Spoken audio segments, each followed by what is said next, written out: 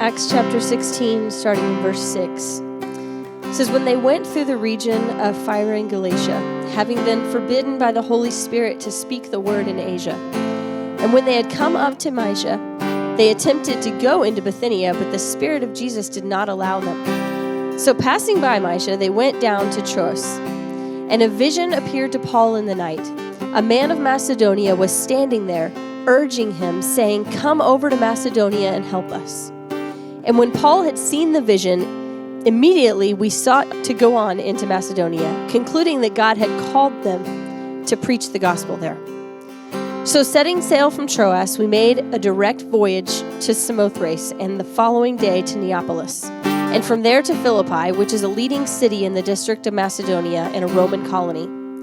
We remained in this city some days, and on the Sabbath day we went outside the gate to the riverside, where we supposed that there was a place of prayer.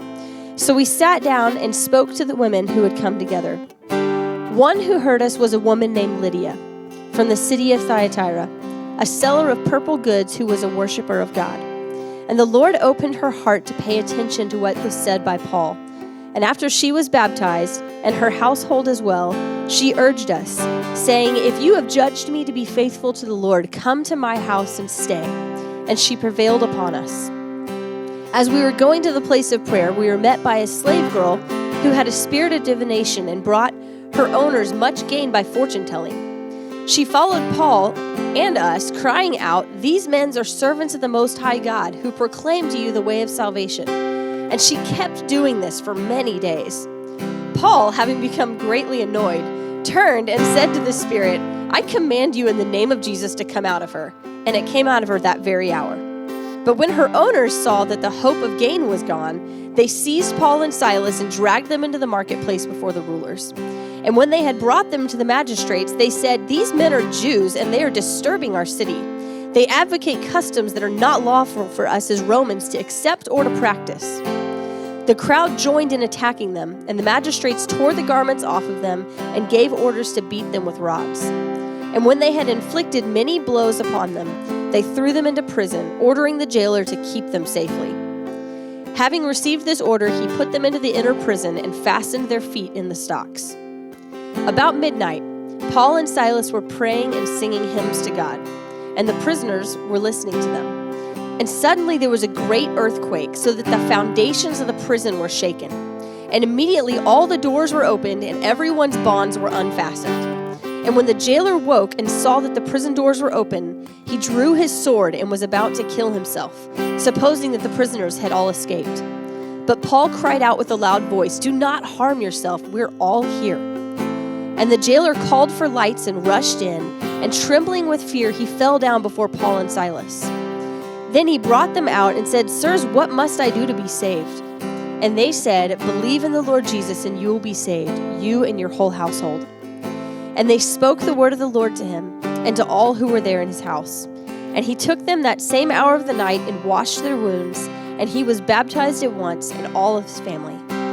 Then he brought them up into his house, and he set food before them. He rejoiced along with his entire household that he had believed in God. But when it was day, the magistrates sent the police, saying, let those men go. And the jailer reported these words to Paul, saying, the magistrates have sent to let you go. Therefore come now out and go in peace.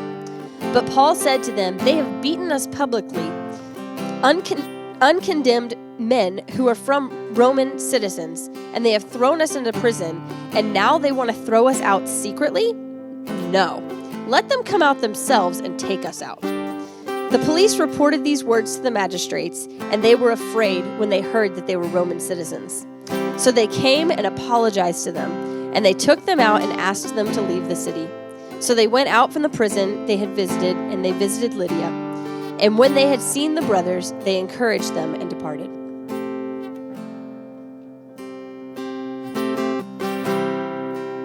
Man, good stuff in that chapter, but man, if we see them casting out demons out of frustration, I can follow Jesus.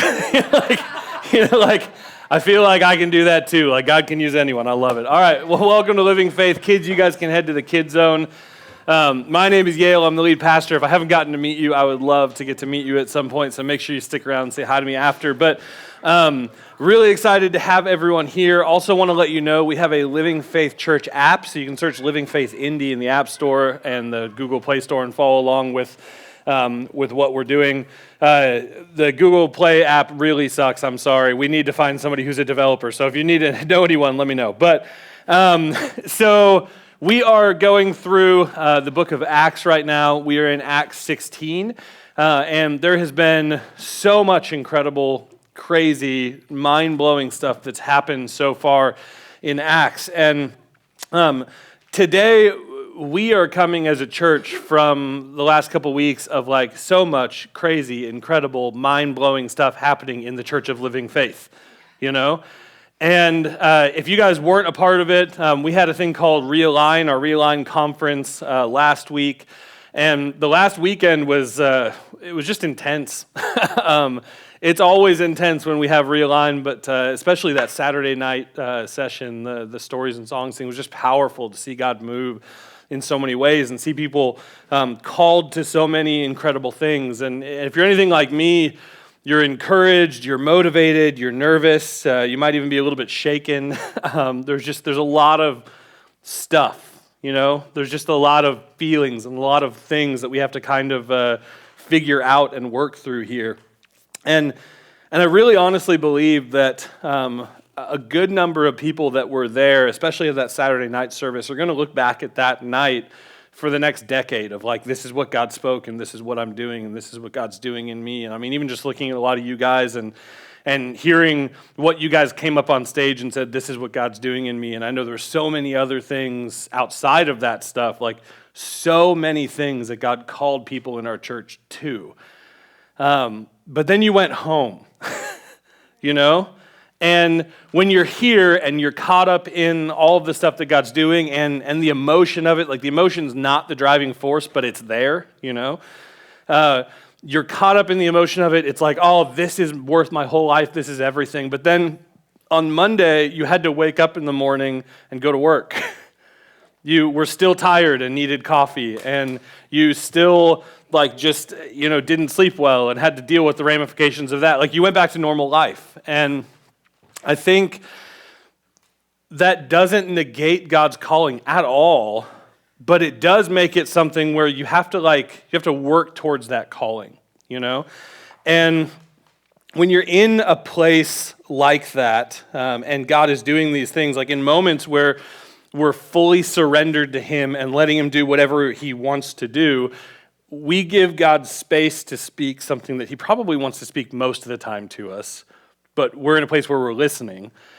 And when He speaks those things, oftentimes He gives us something that we don't yet deserve or haven't yet lived up to, you know?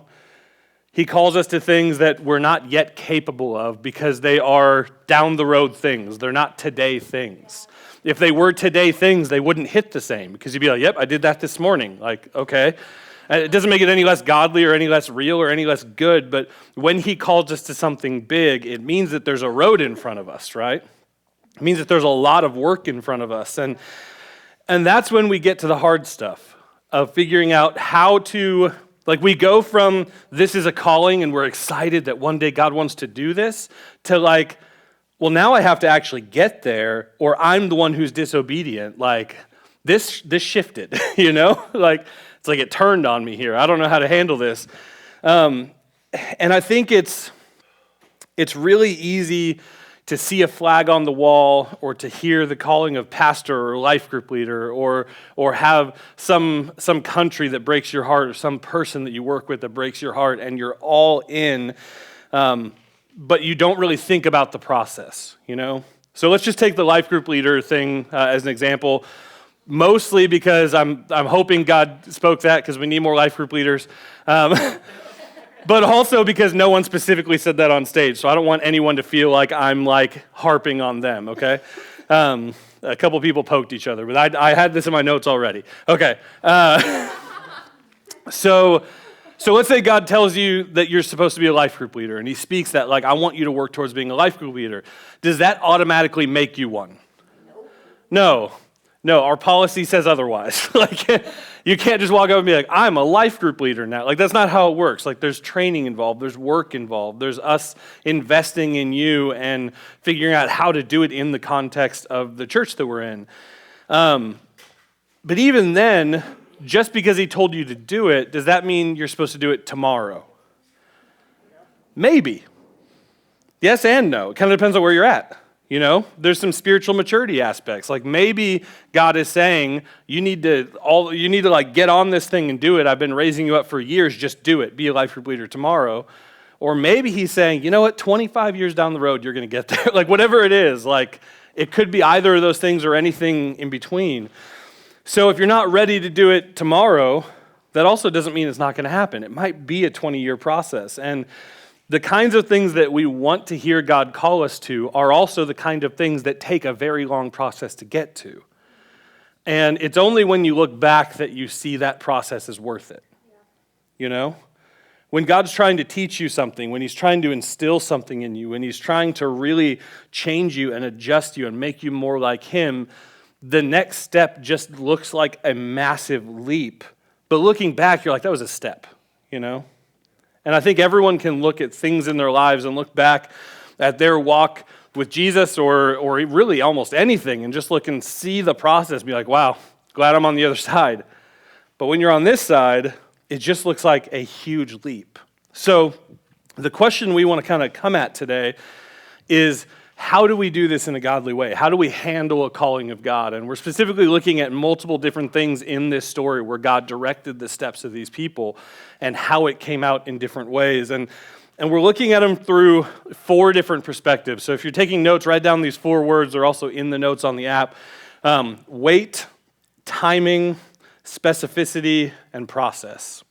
So weight is not W-A-I-T, it's W-E-I-G-H-T, like how much it weighs on you. Yeah, there you go. Weight, timing, specificity, or just write blah, blah, if you can't spell it, and process, okay? So first off, we're going to look at weight. This is the amount of weight that a calling like hits you with, you know? It was really cool hearing, so my parents went on a vacation to Texas and just talked about all the things that God told them to do, and then they did it, and then it worked out, and it was great. Like, that is a calling of God to do something, and it's super cool that they responded to that, and God showed up, and God was honored, and God was glorified through it. But most of those were relatively small things, you know? Like, those were things that when God speaks it, they just do it, right? If God tells you during worship to like go up and encourage Juan, then you don't really need to like pray about that for a couple weeks and like really decide, like just go encourage him. Like just do it right now. Yeah, walk over there. Forget about me, just go, you know? Because the weight of it is low. But if God says move to the Middle East, don't quit your job yet. Like, quit your job eventually, get there, figure out the visas, don't just like get on a FedEx plane and like get in the cargo hold. That's not going to work, you know? Yeah. Nick can actually help you get on a FedEx plane if you, no. But seriously, like there are things that weigh more on your life and change more of your life that take more of a process to get to, and that's okay. The question is, are you taking steps towards it? You know, are you making steps towards this big thing that God has done, or are you just going to be like, I can't possibly get there, so I'm done. I'm not going to do it. So I think there's also like a weight of like the amount of what God's calling you to also. So the life group leader thing, like if God says be a life group leader and you have a feeling that it's for a year or like a season, that's very different than God says, like, that is your calling in life. For the next 40 years, you're going to be a life group leader and train up life group leaders. Those are very different callings. And I think you need to, if you don't know which one it is, figure it out so you know where the weight of that is and how to handle it. So Autumn and I actually kind of experienced that this last summer. We have a very obvious calling, like you guys know, like we're supposed to lead this church. Like I'm the pastor of the church, and I've told everyone, if you guys don't know, we've committed to being here for 20 years. That's what we felt like God spoke. We're either 8 or 12 years into that. I'm not sure if we're counting from when we started the ministry, when we started the church, but we're halfway-ish, at least. If we might be here for 40 years, I have no idea, but he spoke 20. So there's no question in my mind that we are here for at least that much time, for another decade. But that doesn't mean that there aren't other callings in our lives that are smaller. And this summer when we were in Thailand, like I think most of you guys know, we started a stupid YouTube channel. And like, it was just kind of a joke, like it was just for fun, like it was just to like communicate. And then all of a sudden God spoke calling into it. And we were like, where is this coming from? Like we're doing this church thing. Like it's kind of important, God. But he legit like made it very obvious to us that he was making that a calling and it was something that we were supposed to invest in. And still to this day, I'm investing about 10 hours a week into that calling, which is not small. You know, like that's a good amount of time. And through that, in the last 8 months, we make like a third of our videos fun and a third kind of mentioning Jesus and a third fully sharing the gospel. And in that, like, I can't even believe this is the numbers. I looked them up yesterday, but we've had 140,000 views on the videos from 1,800 subscribers and about 75,000 different people that have watched the videos in 83 countries.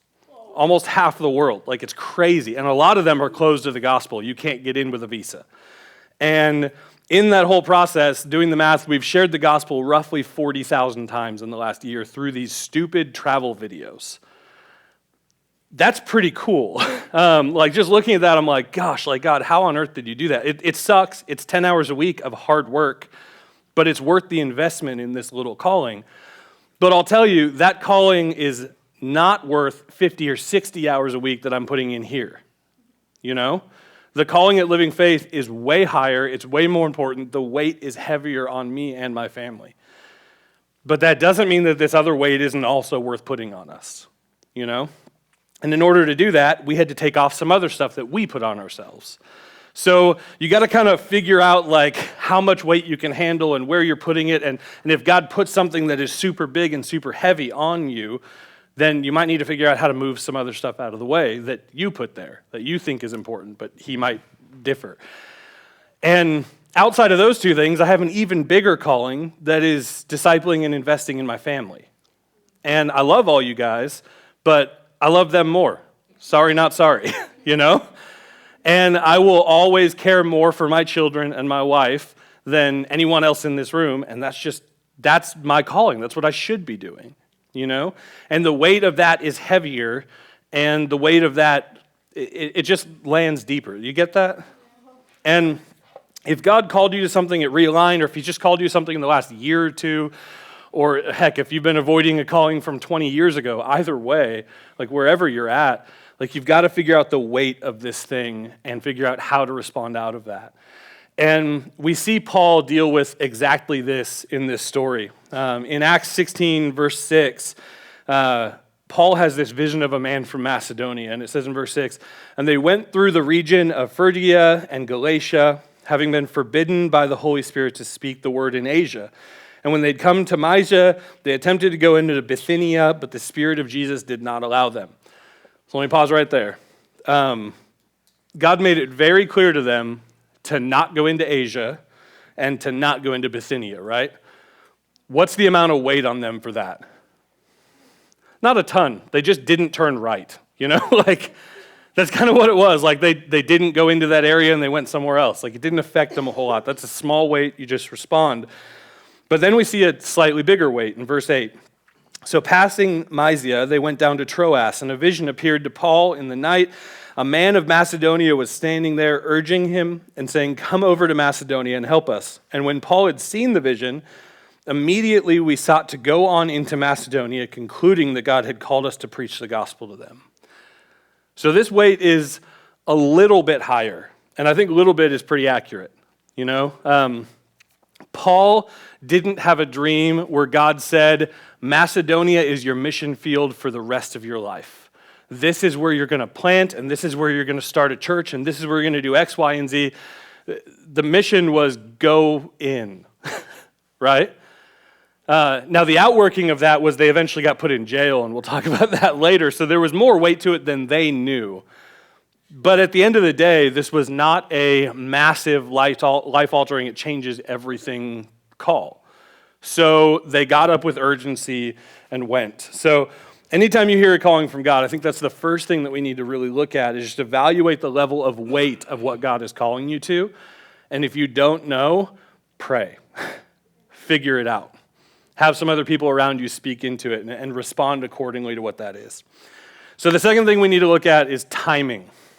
And this is the one that everyone hates. One of my favorite phrases is the right thing at the wrong time is the wrong thing. And it's so good because like you can do something that is exactly what God wants you to do at the wrong time and mess everything up. And we see timing here even in this story be huge, and we'll get to that in a minute. But take that life group leader thing again. If God calls you to be a life group leader and you need to respond, like you might respond right now and march up to me or Cody and be like, I need to be a life group leader.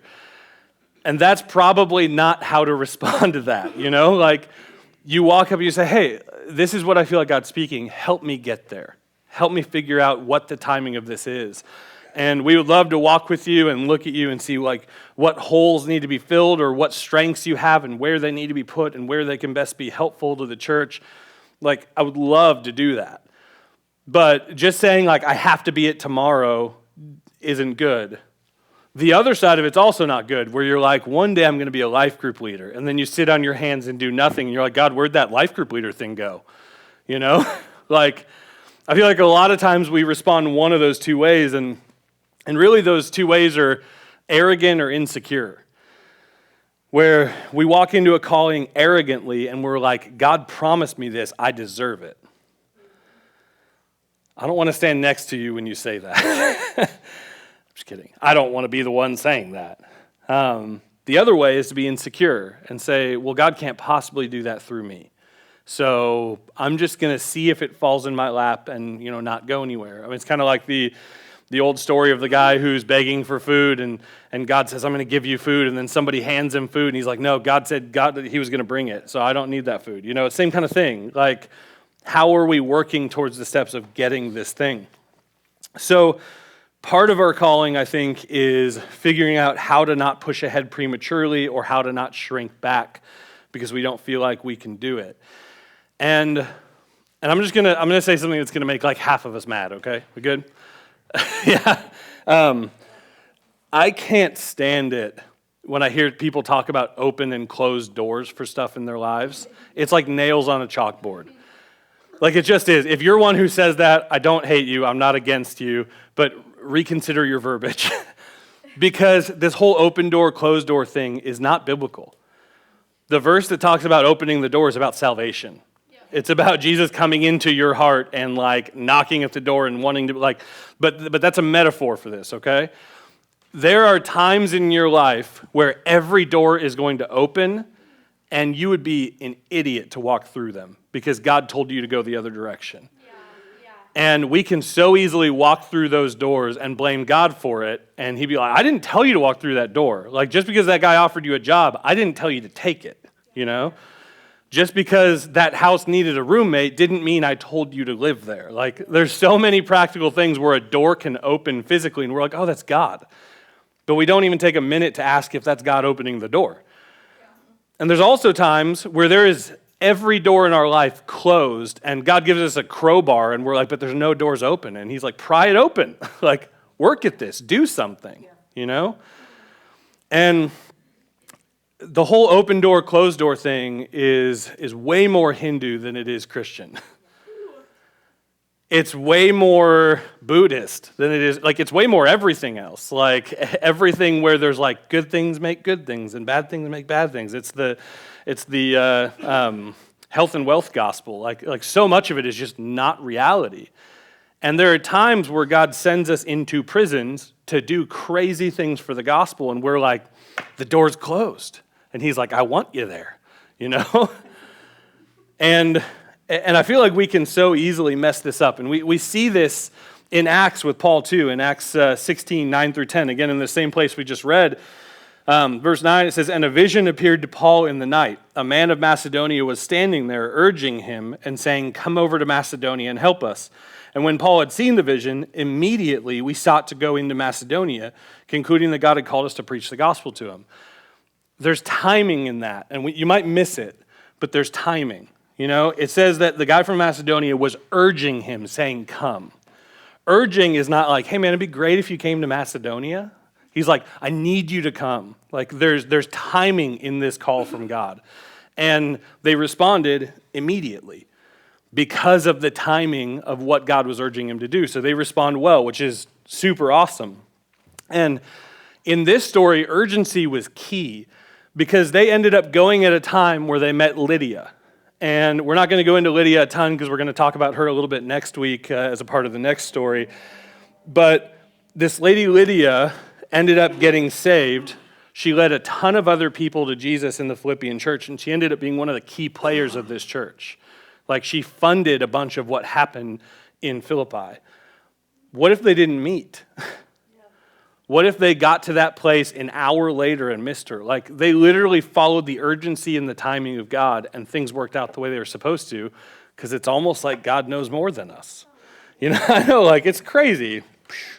So wherever you're at, like in your calling or in what God speaks to you, if you're on the side of arrogant or unsure or insecure or whatever, like we need to be people who work to understand the timing of God and the things that he calls us to.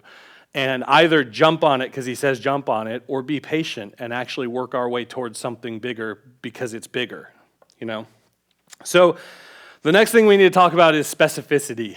And this is something, again, that like I screw up all the time, where God will speak something and I'm like, oh, you said this. And he's like, no, I said this. I'm like, well, it could be that. And he's like, no, it's this, And we either add specificity to something that is intentionally broad, or we broaden something that is intentionally specific. Does that make sense? When God speaks something to us, it might be like God speaks, I want you to break up with your boyfriend. And you're like, one day in the future, I might have a boyfriend I need to break up with. You're right, God. And he's like, no. That was pretty specific. And we broaden it. Or there might be something else where God says a very broad, pray for the country of China. And we go, that's great. I'm going to spend 2 hours a day praying for China, rain or snow. And nothing in the world is going to get in the way of me praying 2 hours a day for China. If I have to quit my job to pray for China, I'm going to do it. Like, that's not what he spoke either. He spoke the broad, stop looking at me, Evan. He spoke the broad, pray for China. We don't need to make it specific, And those are really stupid examples, or very, interesting, weird examples. But this actually almost exactly happened to me in high school. One of the first times I really heard God legitimately speak some direction for me. I was in a youth group in high school, and God very clearly spoke, you're going to be in a band that will impact people. And I went to a lot of concerts, and I saw all the rock stars coming and touring and all that, and I was like, that's awesome. I'm a pretty good bass player. I'm gonna go, I'll be the bass player so no one will care, but I'm gonna go and be a part of a band where everyone comes from far and wide to watch me play, and it will impact people. And around the same time, our youth leader was like, hey man, I'm going to start this worship team. I'd love you to be a part of it. And I was like, no, I'm going to be in a band that'll impact people. So I very stupidly and arrogantly said no, and he came back to me and was like, hey man, you really should pray about this and think about it. I was like, fine, I'll do your little band. And yeah. And that little band impacted people. And I'm not a rock star. I know. It was pretty obvious what God was speaking. And I took something, and this is actually not broad to specific or specific to broad, it was specific to specific. But he was saying this, and I was so dead set on hearing him say this that I missed it. And he's good, so the thing he spoke still happened. It doesn't always work that way, but in this case, it happened to. But I learned a really valuable lesson of not telling God what he should be telling me, or trying to filter what he says in a way that I want to hear it. So we actually talked about a story in Acts a few weeks ago that I was reminded of with this. You remember when Paul, who was Saul back then, was blinded on the road to Damascus? And God sent Ananias to go talk to him. We see this in Acts 9, verse 10. It says, "The Lord said to him in a vision, 'Ananias.' And he said, 'Here I am, Lord.' And the Lord said to him, 'Rise and go to the street called Straight, and at the house of Judas look for a man of Tarsus named Saul.'" And Ananias did kind of sheepishly be like, "Hey, God, that's the guy who's killing all the Christians. Just want you to know that." So like there is definitely some back and forth, and God's like, "I know, go." Now, Ananias had a choice. Very clear, God spoke it. He knew there was urgency. He knew the weight of it. He had all that.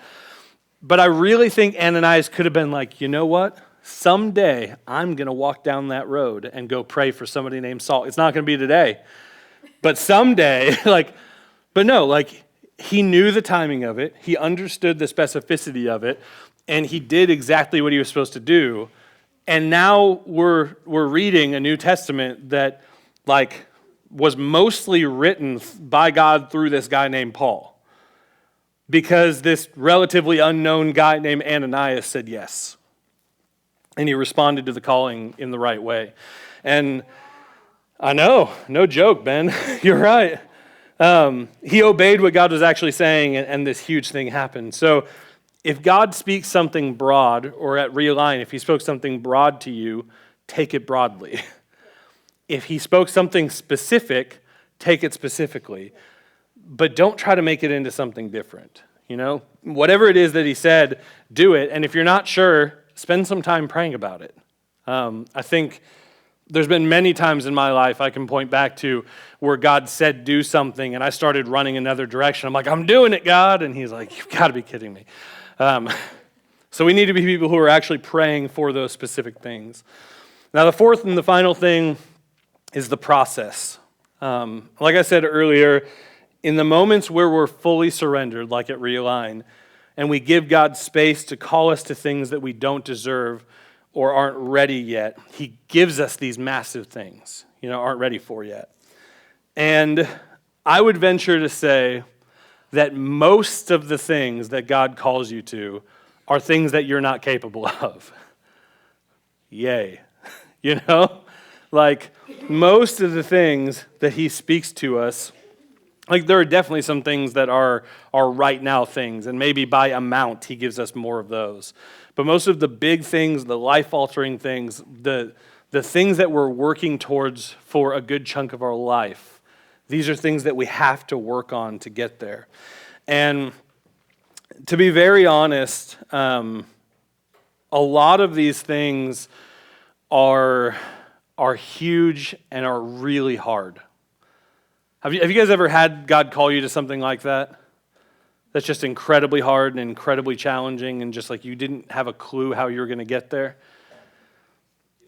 I think I could probably put this in the timing section, but I wanted it to be separate because when you work towards something like that, most of the time, it's not going to be hard, it's going to be brutal. Legitimately. Not it was a challenge or I worked towards it and got, you're going to look back and be like, I have no idea how I'm not still limping.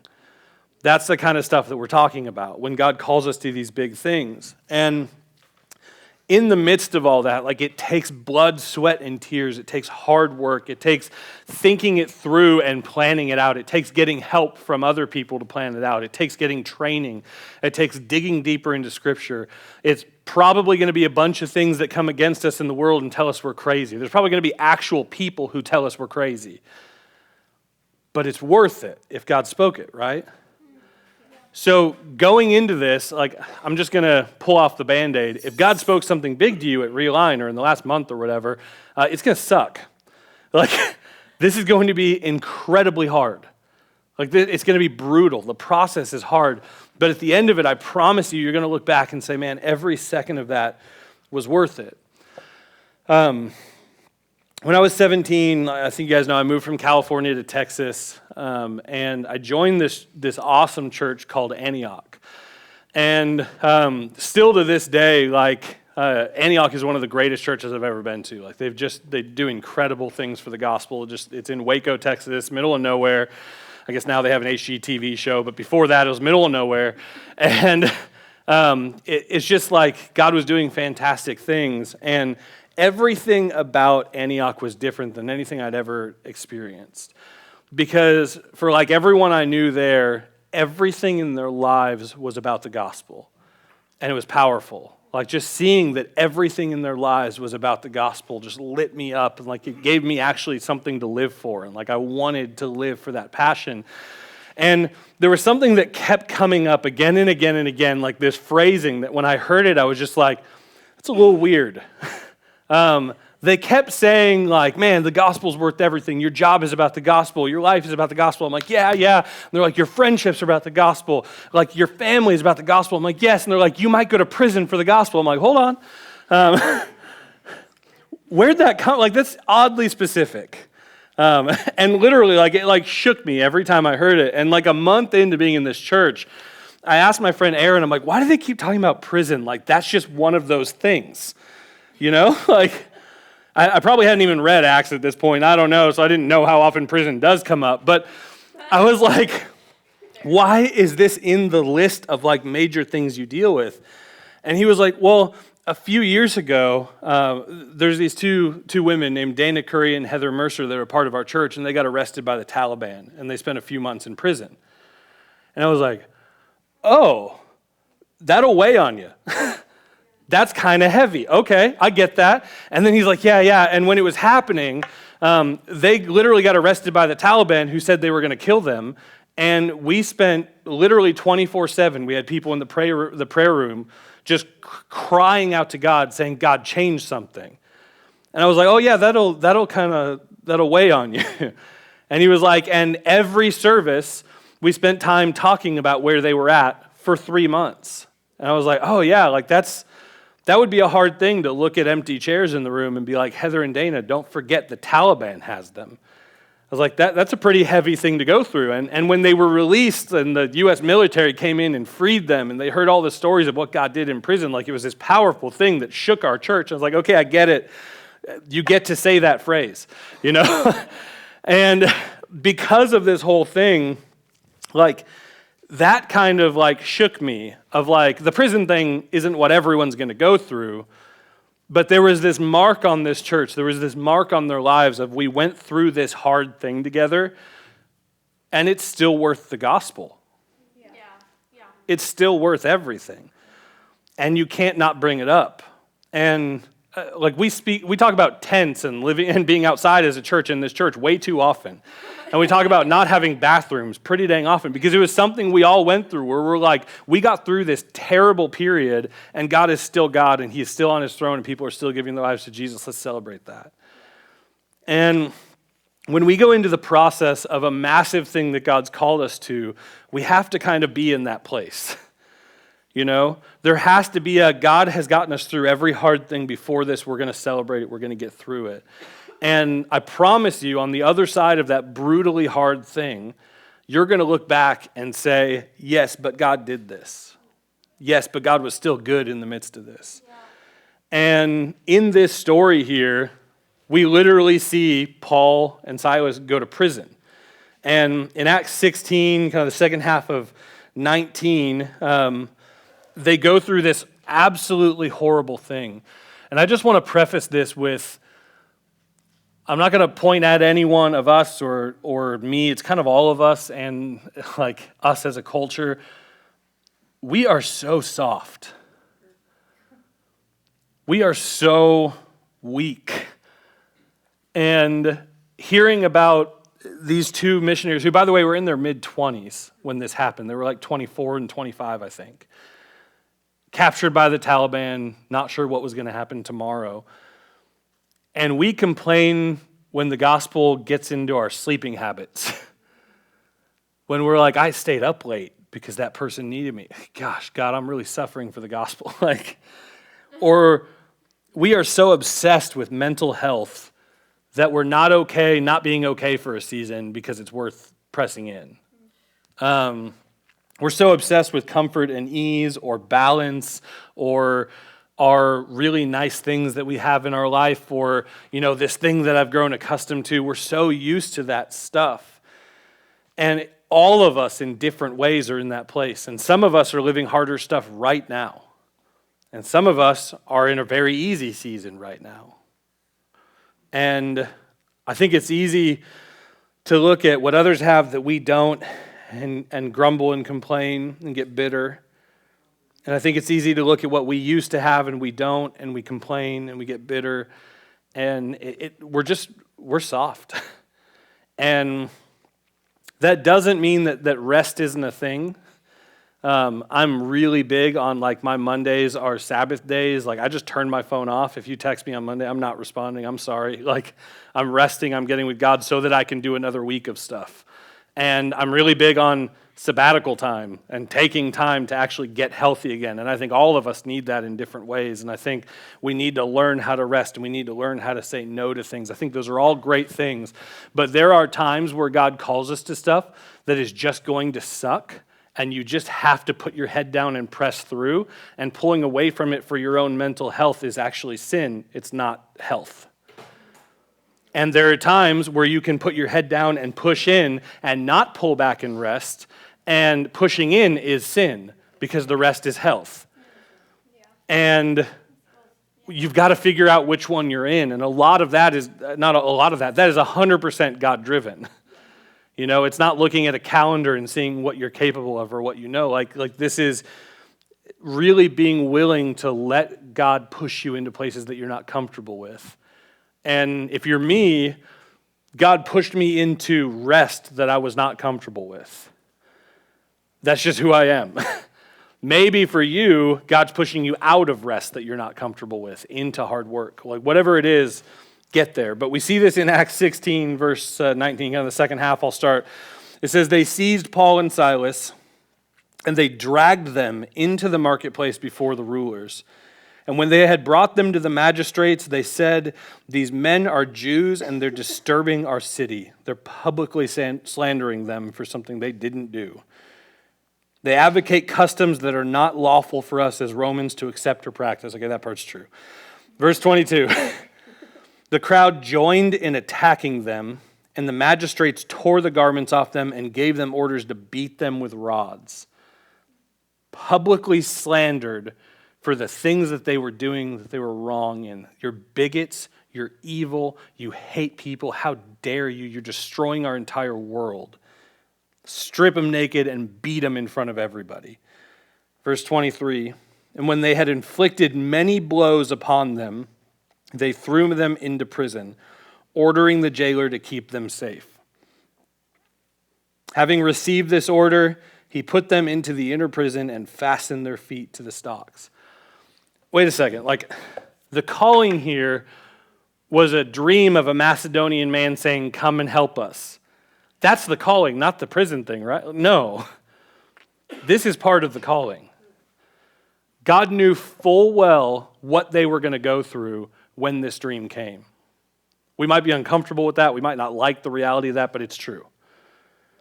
God knew that the jail was coming when he gave them the call of the Macedonian man, when he gave them Lydia, which was a good thing, when they saw people saved, set free, and redeemed, all God. The jail was God too. And getting beaten, getting bruised, getting verbally berated, all of this was part of the plan. And we heard Autumn read the story. We know that it ends up really good. And the jailer gives his life to Jesus and his whole household, and it starts this thing into motion that turns into what we see later as the the book of Philippians, and we see them named in Revelation, big deal, a lot of stuff happened. But the jail was part of the calling. You can't separate the two. And even with the good stuff that happened this time, later Paul goes to jail and it's not a happy ending. It doesn't come out all fun. It's not and they lived happily ever after. He died for this. And I think when God calls us to something, it's always a choice. But sin is also always a choice. We can always choose to obey, or we can always choose to walk away. And a calling is no different.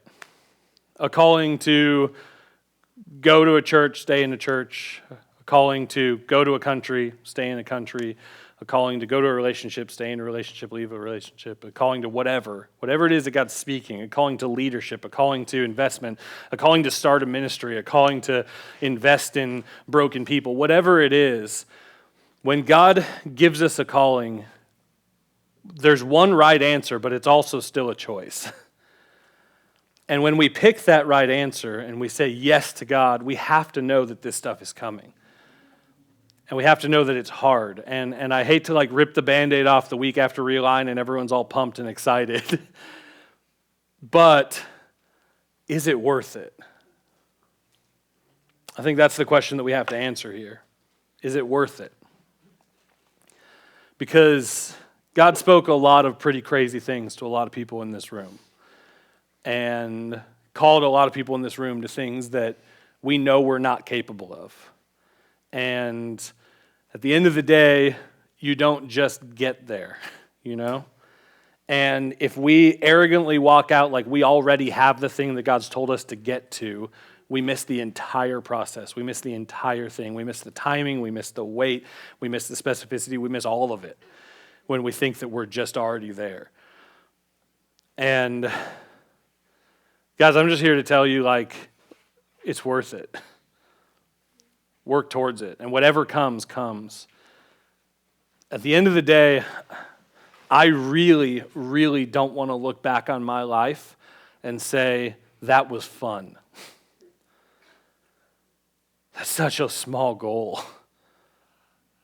That's such a tiny thing.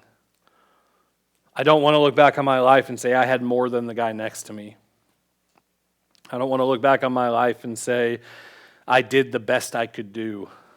That's not enough for me. I want to do the best that he can do. I want to be a part of the best that he can do. And if God called you to something that's outside of your ability, that means that he's invited you into something that's bigger than you. And your response now of how you plan this and how you work towards it and how you figure out the timing of it and how you make it happen and how you bring people along with you and how you lead people to walk alongside you into this calling, the way that you do that stuff is what decides whether you make it or not. So I love that we had this high thing last week where it was all exciting and it was all fun and God spoke big stuff, but it's time to work. It's time to do the grind. To get into this, to work hard to see big things happen. Yeah. And I want to reiterate again, you have a choice. You know, if God called you to be a life group leader, you could be like, nope. But there's going to be a hole that you were supposed to be in. And now that you know, that weight's on you. Sorry. And there's going to be hardship either way. I'm just telling you guys, it's worth it. Figure out the weight of this, figure out the timing of this, figure out the specificity of this, the process of this. And if God called you to something years ago or months ago, start working towards it. Ask him if it's still on the table. God, will you please be gracious and still give me this thing? I'm going to work towards it. Because none of this just happens. Because at its core, the definition of God calling you something is him inviting you into something he's doing. Jump in. So we're going to bring the worship team up here. When you guys came in, you got a connection card. If you can pull that out really quick. Did everyone get a card? Do we need any? Raise your hand if you need one. Got one up here. Brad, can you grab a couple out there? There you go. Look at that. Service. All right. So, so there's 4 things on the connection card having to do with the 4 things we just talked about. The first one is I'll evaluate the weight of what God has called me to. If he called you to something and you're just like, great, this is going to happen, I'd encourage you to evaluate the weight. Is this something that is completely life-altering? Is this something that's short-term? Is this something that's really short-term? What is it? The second thing here is I'll seek God for the timing of what God's called me to. Jordan, don't get on a plane tomorrow to England. Plan it out. Also, don't be like, one day a plane's going to appear. And I'm like, yeah, well, We'll talk later. All right, so so seek God for the timing of that thing. The third thing is I'll respond rightly to the specificity of what God's called me to. Don't put words in his mouth and don't take words out of his mouth. Let him decide what he's calling you to. And the fourth one here is I'll trust God in the process of what God has called me to, no matter where it takes me. And I'll tell you, that's the scary one. That's the hard one, because I'll reiterate what Antioch always said. The gospel is everything. It's worth my family. It's worth my friends. It's worth my job. It's worth everything. It's worth going to prison for. It's worth the hardest, heaviest thing you can think of, because it's the only thing that's eternal. And seeing people come to know Jesus is worth everything. And God, that's our cry today. Help us remember the motivation behind this calling that you give us is the gospel. That without the saving grace of Jesus, we have nothing. And without living this and connecting with you and bringing other people to you, we don't have purpose. God, without you, we're empty. We've got nothing. Lord, I thank you for all these callings that you've called us to. God, I thank you for giving me a family to pour into and disciple and love with everything I have. And I thank you for giving me a church to invest in and to love the people and walk with them like their family. Thank you for this dumb YouTube channel and all the things you've called me to in that. And thank you for the smaller callings of loving people that come over to our house and investing hospitality in them and caring about little dumb things that other people care about to connect. Thank you for all of these callings all the way down. God, I pray that we would see the weight of the callings that you've called us to, that we'd hear clearly the specificity, that we'd understand the timing and obey, and that we'd see the process and really just walk with you through it. God, help us to be obedient. Help us to not squander the things that you've given us. And Lord, I just pray that no one here in this room, legitimately, no one here in this room would look back at the thing that God said and we would say, well, yeah, that's the thing I think I was supposed to do. Help us to make these things reality. Thank you for inviting us into them, God.